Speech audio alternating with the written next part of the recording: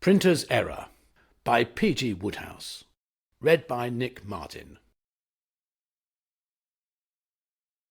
As o'er my latest book I pored, enjoying it immensely, I suddenly exclaimed, "Good Lord!" and gripped the volume tensely. "Golly!" I cried. I writhed in pain. "They've done it on me once again!" and furrows creased my brow. I'd written, which I thought quite good, Ruth, ripening into womanhood, was now a girl who knocked men flat, and frequently got whistled at.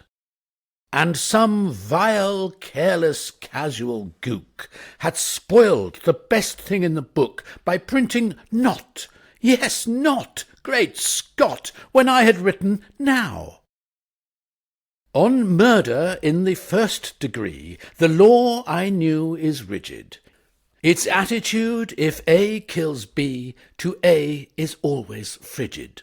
It counts it not a trivial slip if, on behalf of authorship, you liquidate compositors.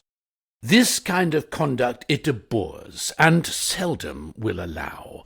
Nevertheless, I deemed it best, and in the public interest, to buy a gun, to oil it well, inserting what is called a shell, and go and pot with sudden shot this printer who had printed not, when I had written now. I tracked the bounder to his den through private information. I said good afternoon, and then explained the situation. "I'm not a fussy man," I said. "I smile when you put rid for red, and bad for bed, and hode for head, and bulge instead of bow.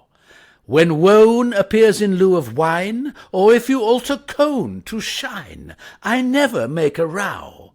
I know how easy errors are. But this time you have gone too far, by printing not, when you knew what I really wrote was now. Prepare," I said, "to meet your God, or, as you'd say, your goo, or bod, or possibly your gow."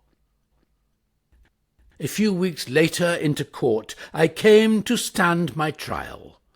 The judge was quite a decent sort. He said, "Well, cocky, I'll be passing sentence in a jiff, and so, my poor unhappy stiff, if you have anything to say, now is the moment, fire away."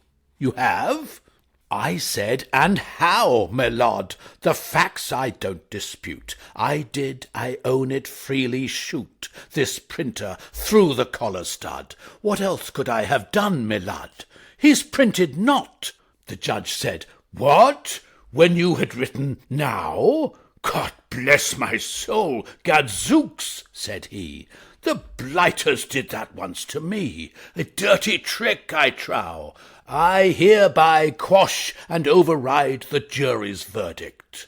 "Gosh!" he cried, "give me your hand. Yes, I insist, you splendid fellow. Case dismissed." Cheers and a voice, "Wow, wow." A statue stands against the sky, lifelike and rather pretty. 'Twas recently erected by the P.E.N. Committee.